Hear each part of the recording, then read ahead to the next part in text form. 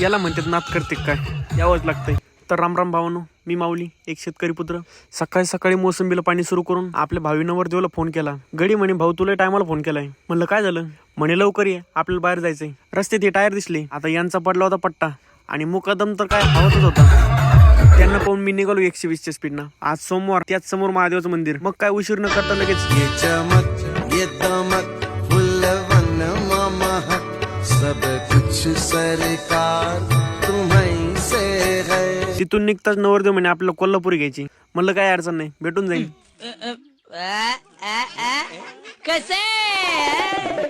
काका म्हणे नॉर्मल यूजसाठी लागते का? नाही म्हणलं स्पेशल नवरदेवासाठी. काका म्हणे मी आणखीन पॉलिश मारतो त्याला. म्हणलं ठीक आहे, आम्ही पोटपूजा करून येतो. मग काय तिथे शेजारी डोसा खाली गेलो. म्हणलं बाबा ती चटणी आहे. म्हणलं याच्यामुळे तुला कडे नेत नाही मी. आता सारं काम आवरून मी निघालोय घरी. तुम्ही व्हिडिओ आवडला असेल तर लाईक फॉलो करून घ्या.